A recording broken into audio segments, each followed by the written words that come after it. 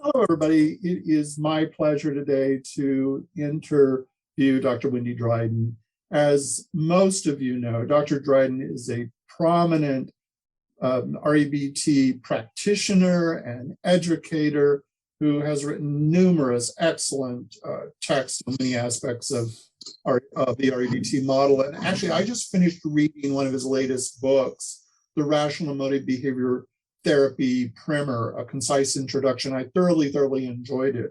And so I'm excited that Wendy has taken time out of his really busy schedule to answer I had, and perhaps some of you might have before you take a look at this fine book, or as you might have as you go through it. So Wendy, thanks for agreeing this. It's good to see you again.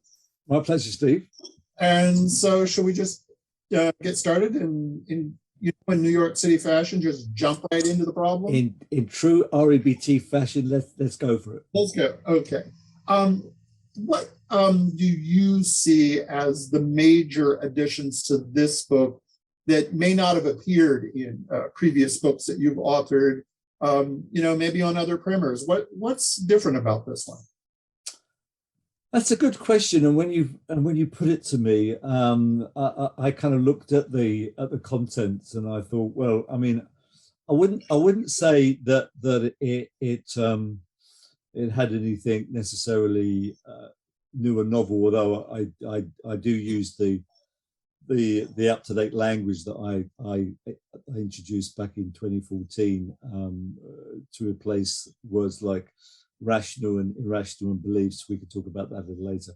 But I think my prime motivation to write the book, Steve, is that it appears in a series of primers for that a UK publisher does, and they publish my single session therapy or single session counselling primer, and also I co-wrote a primer on cognitive behaviour therapy. So I wanted to actually have a book on REBT in the same series, because the series is quite a prominent one certainly in the UK, and I was using their schema to actually kind of frame the book. So I wouldn't say it's got anything in there that doesn't appear elsewhere, but it's in the mix, as they say. And so I wrote it according to that particular series protocol. Yeah, thanks so much for that background. That's really helpful. And if I could jump into some of the contents and issues that came up, and I know some of my graduate students would like to hear from you about this content. So if I can just look at some of those, because I'm sure others might too. Because you indicated in your book that there may be some problems for which counseling might not be really appropriate. And so I'm curious about what criteria does Dr. Wendy Dryden use to appeal to make that sort between problems for which counseling might be helpful and problems for which counseling most likely would not be helpful? Well, I think that one of the things that REBT makes a distinction between practical problems and emotional problems. And I think that although I see counseling is really sort of helping us to focus on people's emotional problems, I think that in a way, what you can do under the heading of counseling is to talk about things which counseling is not necessarily derived for. So, for example, I remember being in Albert Ellis's groups about many times, and struck by the amount of time that Albert and the group would spend talking about helping people not to get into the right frame of mind about how to deal with particular issues, but to kind of problem solve issues like, what's the best way to approach a woman in a bar. We're going back a few years now. What's the best way to respond to difficult interviews, questions, which one can argue about whether that is the provenance of a counsellor, certainly trained in the REBT fashion.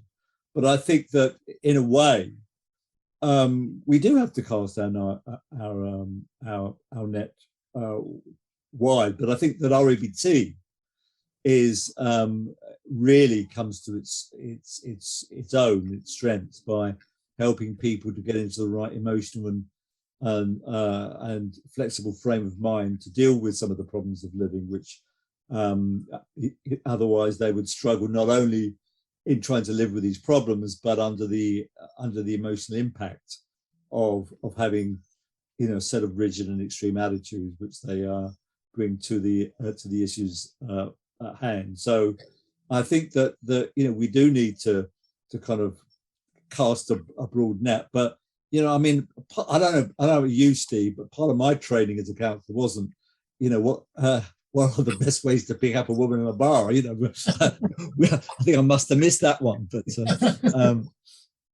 yeah. But with the right frame of mind, it does seem that that REBT may be actually helping people not only with this problem, but actually whatever they take into the next problem that may be quite different.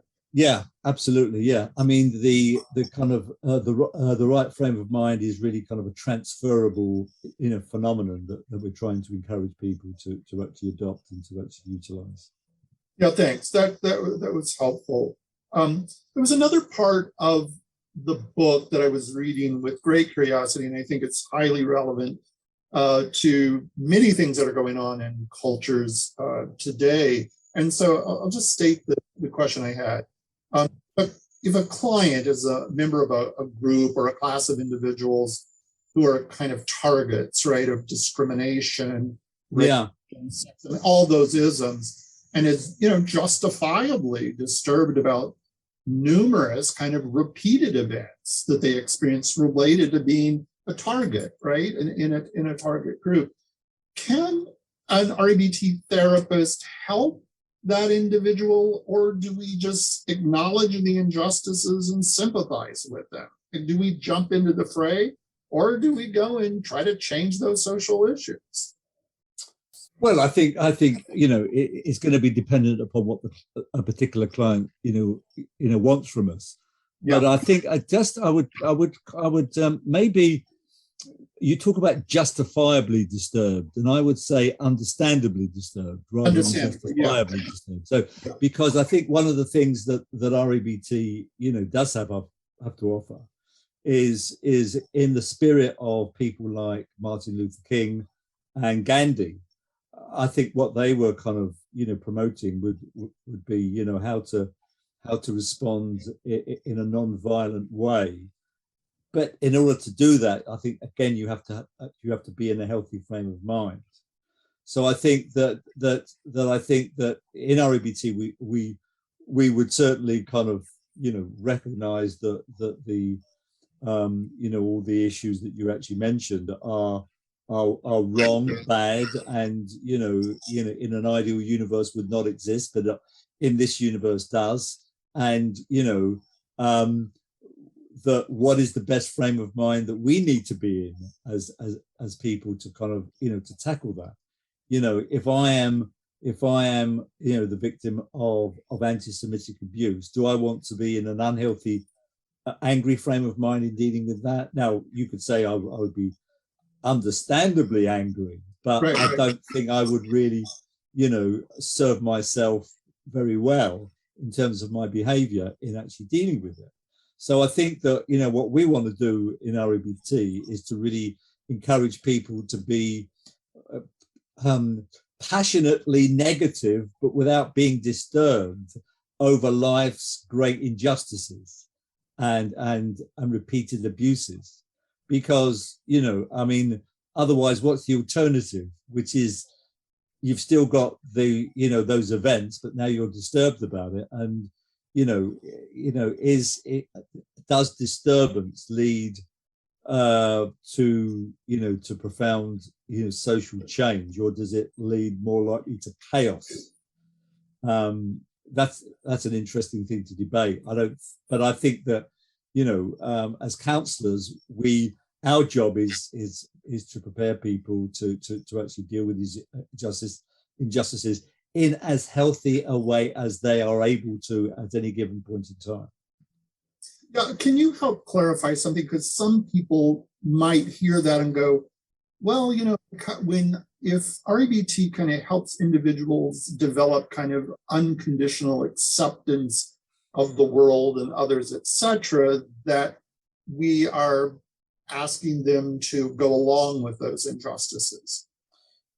Yeah, I think that's, I think one of the things about REBT as a therapy, which has quite a lot of concepts, and many years ago, a colleague of mine called Michael Neenan and I wrote a dictionary of REBT, which maybe at some point we need to update. But the therapy's got a lot of concepts, and when you kind of have concepts like acceptance and things like that, then they are particularly prone to being misconstrued, misunderstood, and it's those misunderstandings and misconstruals if we don't make clear what we mean. So I'm a great believer in therapy, and I think I probably mentioned it in the book. It is actually being very clear what we mean, and also, take issue with that. We would say, well, look, when we are promoting unconditional acceptance of others, we are not promoting in any shape or form, condoning some of the horrendous things that they might do. And so the two aren't incompatible, and the one does not imply the other. So we do have to help people to make fine discriminations in therapy, and also for students, because REBT can easily be misconstrued because of the lack of understanding of the concepts in which we use, and could really damage the therapeutic alliance, etc. Yeah, definitely. Yeah. Thanks, Wendy. The next one was of interest to me, and I've seen it in several places, but I thought you eloquently addressed it, but I would like to spend some time on that. Is it seems like you've moved away from using the word belief more toward the word attitude, at least in the book. Can you amplify what you see as the disadvantages perhaps of the word belief and maybe the advantages of the word attitude?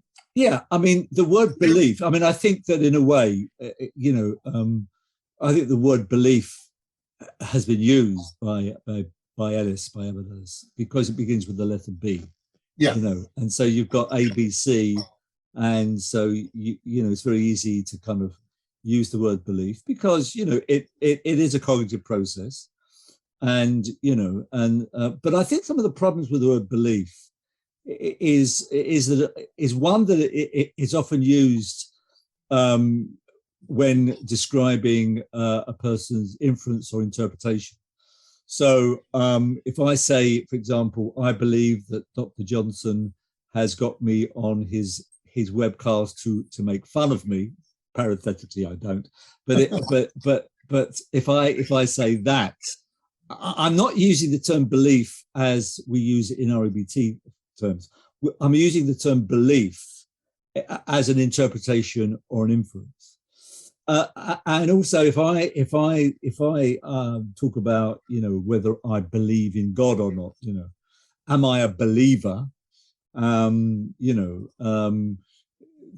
that has a whole different meaning to the term belief as used in REBT. So I came to the conviction that a change was needed. And, and so in 2014, I actually made the change for the first time in writing.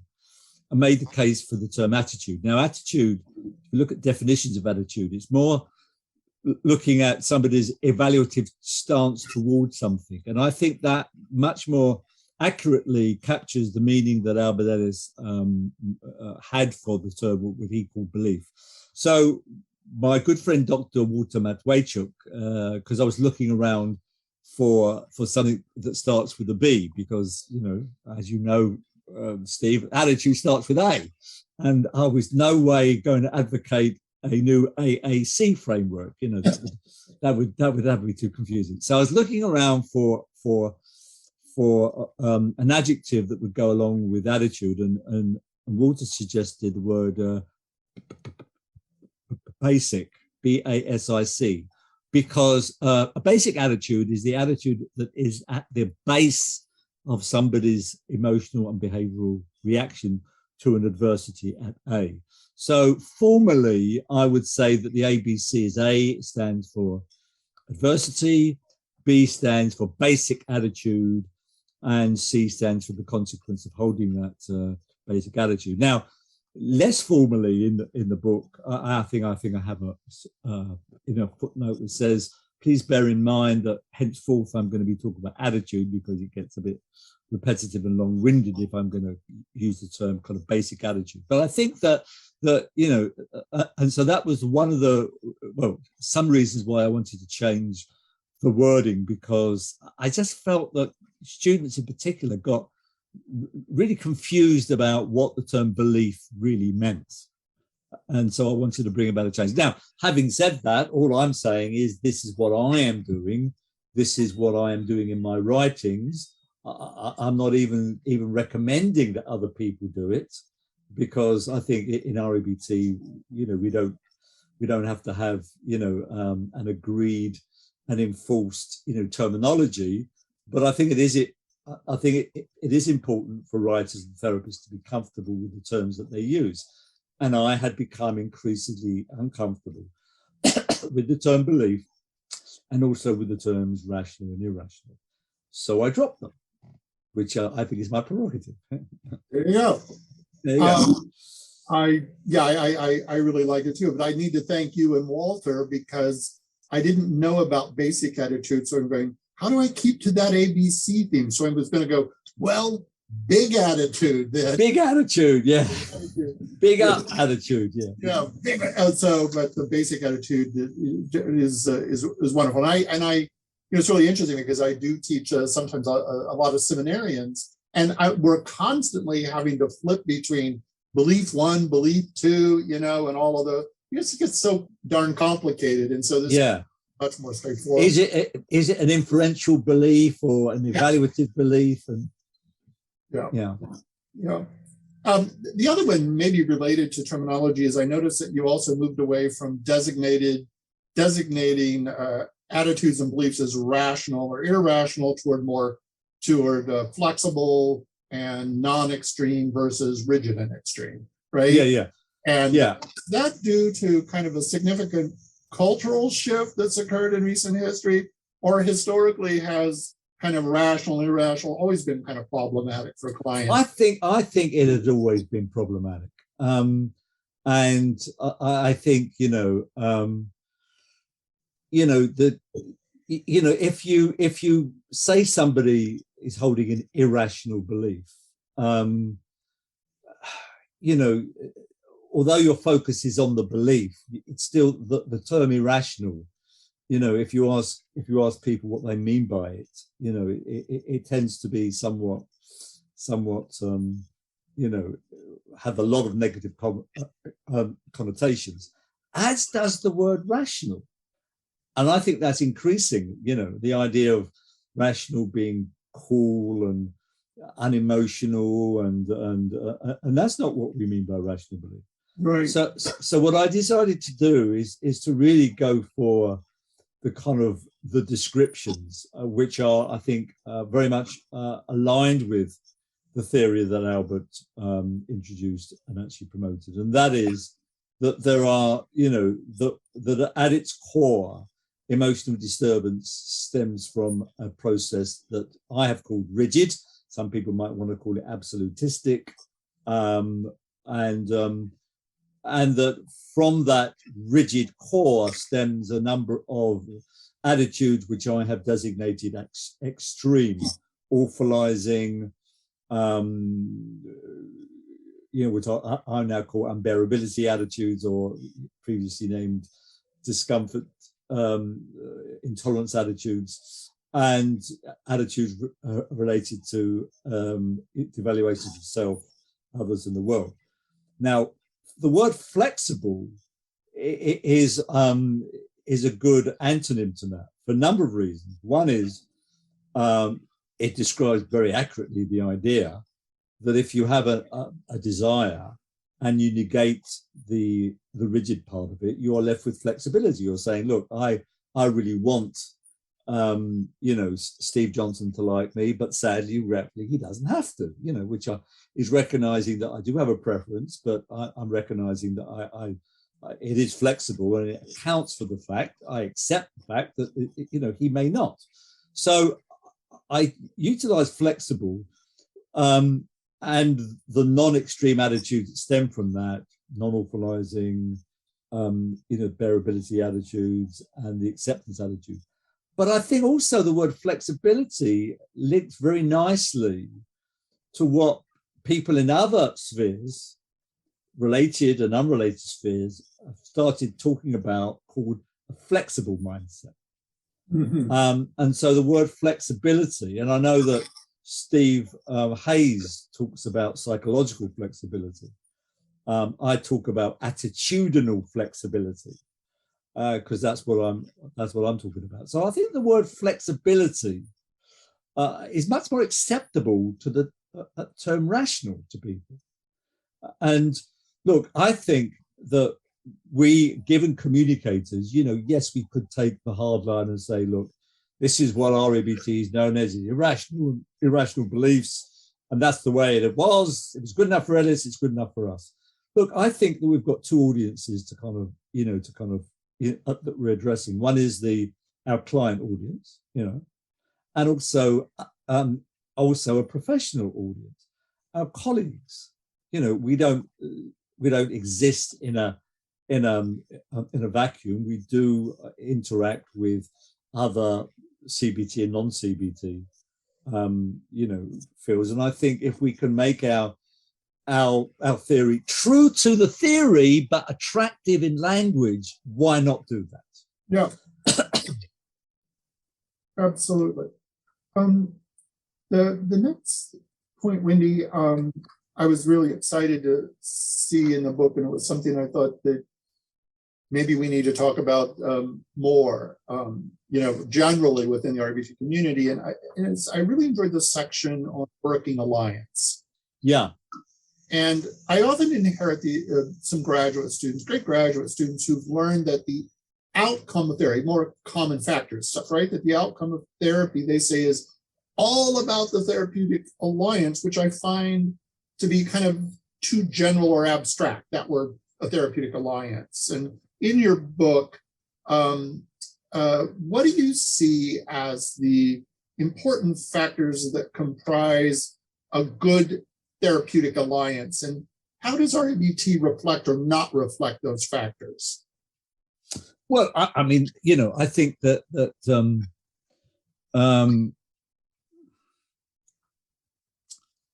as I explained in the book, there are four domains of the alliance which I refer to in my writings. One is the bonds, which are the interpersonal connectedness, and REBTs. We kind of, I think, as therapists, we want to understand the client from their perspective, because if you don't understand somebody from their perspective, then they're going to be a bit strange. But also kind of understand their problems from the theoretical framework perspective and offer that. So I think understanding is important. Showing people respect. What we would call unconditional acceptance. I mean, one of the things that Ellis was well known for was clients to be extraordinarily accepting of them, even though he may not have been, he might, be upfront and say, look, I don't think that's a good idea. I think, that's going to get you into trouble, but, it really conveyed acceptance. And I think that transparency is important. And now, since writing the book, I've come across some work by Jeff Young. Now, not the schema focused Jeff Young, but the American family therapist Jeff Young, and he's got some interesting ideas of what he calls no bullshit therapy, MBT. And he says that the important thing about no bullshit therapy is that you're transparent, but within a spirit of warmth and care, as he calls it. Now, I think that kind of is an interesting idea, and I think that REBT has always had an ambivalent attitude towards being warm. Albert used to kind of say about warmth that the real danger of therapist warmth is it would reinforce clients' need for approval. And so, one of the worst things you could say about an REBT therapist is that they were a love slob. If we're trying to be warm to our clients, we're a love slob.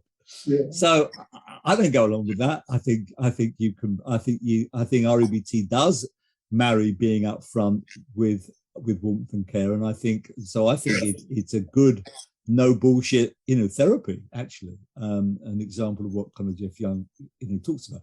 But that's about being transparent. That's about saying, look, I'm not going to bullshit you, and you probably don't want to bullshit me, so let's have that kind of upfront relationship. So those are the bonds. Now the goals, I think the goals are very important, because the goal of therapy is not to be in therapy, it's to kind of help the person to achieve something. And so I think we've always been a goal-oriented therapy, and I think that as I wrote in the book, the goals kind of become salient at different points in the process. There's different when a client comes in, you ask them what they want to achieve. They're not going to give you an REBT informed answer. Yeah, they're going to say, "Oh, I don't want to be anxious, or I want to be happy, or anything like that." All that thing. But I think there are times when you use REBT as a framework to encourage them to set goals in line with their problem-related goals, which are informed by your assessment of that problem. So, strictly speaking, all the research on the working lines says that the more the client and the therapist agree on goals, the a better outcome that's going to be. And I think REBT definitely kind of look at that. Now, the views, which I introduced back in 2006, because Baldwin didn't have it, the views are basically the understandings. And if we have a shared understanding between a client and the therapist, again, that promotes the outcome. Now, in REBT, one of the major understandings is our ABC framework, and that's why we really need to spend time on that, and really kind of give clients an opportunity to cast their doubts over it. And quite often, particularly when you supervise REBT therapists, they don't do that. They think their function is to teach the framework, and that's it. And so I say the idea is not to teach, it's for the clients to learn. And for clients to learn, we have to kind of give them an opportunity to ask questions about that and seek out that. So the views is the part of the alliance is really saying, let's really work with clients to kind of develop a shared understanding of their problems underpinned by the ABC framework, while taking seriously and responding to their doubts, reservations, and objections. Now, the final aspect of the alliances is what are the tasks, which are kind of basically what the therapist and the clients have to do in order for the client to actually receive, the best help and to actually utilize that going forward. And so REBT says that, these are the therapist's tasks, these are the client's tasks. And I think that in a way, encouraging clients to recognize that they have tasks in therapy and encouraging them to do it, and again, ask questions about it and cast doubts about it. And so the idea is that it's not just sitting in a client, the counselor's room, and that's going to do the business for you. It's actually what you're going to take away from that and put into your own life that's going to do the business for you. Now, the working alliance, if that helps you to do that, then all far and good. But you may have a great working alliance in the room, but unless you actually kind of utilize that outside the room, Yeah. So REBT is basically saying, look, we are basically a therapy that recognizes that what goes in the room is terribly important, but what goes outside of the room is to some degree for the clients more important. Yeah. And so I think that the working alliance is such an important concept that I wanted to include it in this book, and it's also been prominent in my writings since going back about 40 years. So it's always been there or thereabouts in my writings, but I kind of bring it out to the fore in this book. Yeah, and thanks for doing that. If I could pick up on one thing that you were talking about, and that is that issue of goals, Wendy. Yeah. You do spend some time in the book discussing therapy goals of a client. Some models recommend that therapists should help clients identify approach goals rather than avoidance goals. I hear this rather frequently. Do you agree with that kind of typology, or do you appeal to some different criteria when you're working with a client to collaboratively establish goals and the type of goals? I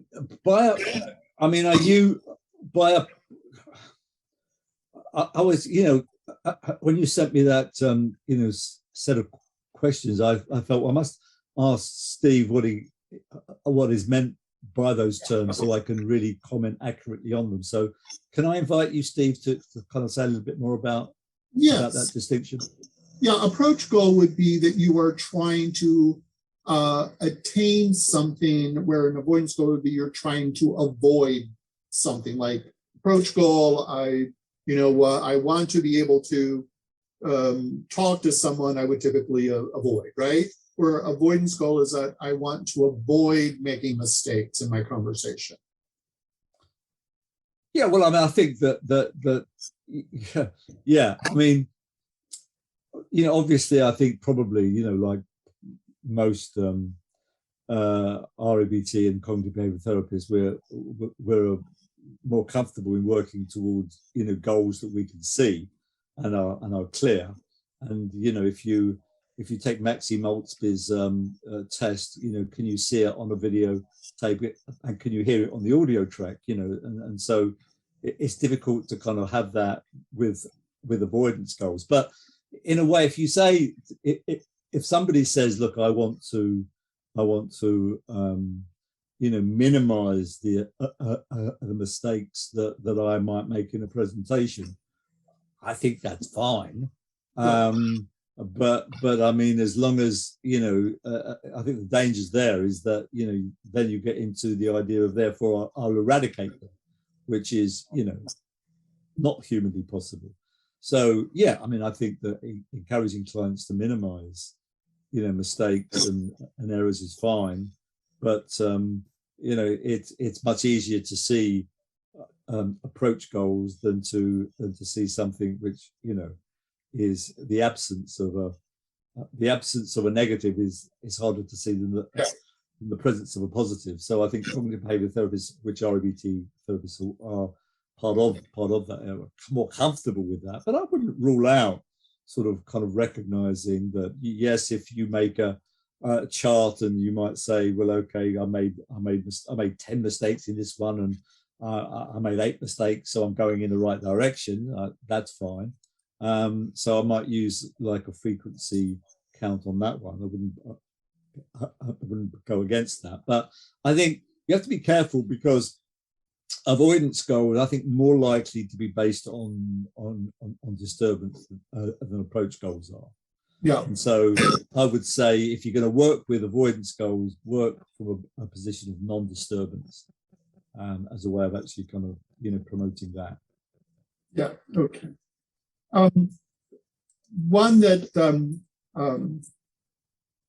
issue that came up as I was reading, I enjoyed it. I hadn't heard it before, though, Wendy, is that you define inferences as emotionally colored interpretations of events. And I never really heard that kind of stipulative.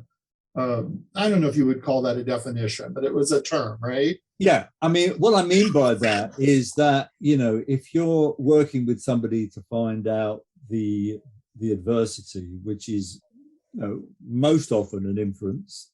Inferences, of course, can be true, but most often an inference. And what you're doing is that you, in the ABC framework, is you're using the emotion at C to find that inference.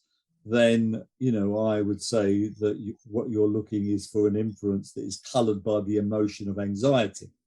So I would call that an emotionally colored inference. And therefore, I'm one of the things that I've drawn upon is Beck's very early work in 1976 in his book called what was it called? I think it escapes me, but in 1976 he wrote a book where he introduced the idea of personal domain and inferences related to that personal domain. And I think that, you can take that and actually look, each of the 8 major emotions that clients talk about in therapy have their own inferences associated with it. And therefore, if you think about those inferences, they're colored by the emotions, and therefore, hence the term emotionally colored interpretations or inferences.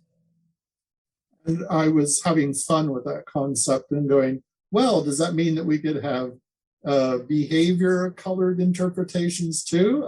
Well, it's nothing. I mean, if you want to write a paper on that, Steve, I think that would be a very good development idea. I mean, I think that for me, because of the model that I use, is that one of the major ways of making a distinction between healthy and unhealthy negative emotions is not the terminology that you use, but how people will act or tend to react according to whether they hold one or the other.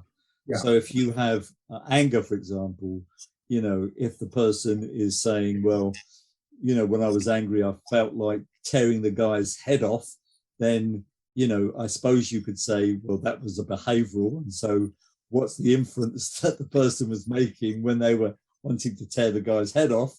You could certainly do that. There we go. Okay. So I'll write a 1-paragraph paper on that. Well, we need to be concise. I agree. There we go. This is the last question I have, and it is by saying, I really did enjoy reading this book, and I think I'm going to make it required for one of the graduate courses I teach in REBT. Thank you. Yeah. Other than like graduate courses, who do you think would be an audience for this, for whom this book would be helpful? Well, I think I don't know about America, but certainly in the UK, a lot of counselling training is not at graduate level. So I'm quite happy for non-graduate, counselling trainees to have a look at that book. I should say, and just for the benefit of the reader, one of the confusions that might exist is that the book is called a Rational Emotive Behavior Therapy Primer because that is all the books in the series, the UK series are called that. It's whatever the therapy is, Primer. Now, I, with my colleagues, Dr. Ray Giuseppe and Michael Neenan, have also written a primer on Emotive Behavior Therapy. So, so if people can bear in mind that the book we're talking about has primer at the end rather than at the beginning, hopefully that will kind of minimize any confusion that might come out of that. But it's not for the lay audience. It is for the professional audience, and I think that the series in which it actually comes from is basically self-explanatory. It is a concise introduction to, in this case, REBT, and to other cases, whatever therapy is also. And I think it's a nice, short, concise introduction, which really helps people to understand the therapy, under consideration. One of the things that I was thinking about is that so often I'm like, I really want to understand therapy more, but I haven't kept up with the history of the development of that. And so I'm like, wow, this would be a good opportunity for me to see how REBT has evolved over time in terms of terminology, etc. So it might be really helpful for even REBT therapists to say, let me do kind of an update on that. That's right. Okay. Well, Wendy, as always, it was enjoyable and informative. Thanks so much for taking time out of your busy schedule, and I really do hope people will take a look at this book. I think it's a well worth reading. Very happy to give up my time for you, Steve. You do a wonderful job for the REBT educational community, and I'm very glad on this occasion to be a small part of that. Thank you. You're very kind, and good day.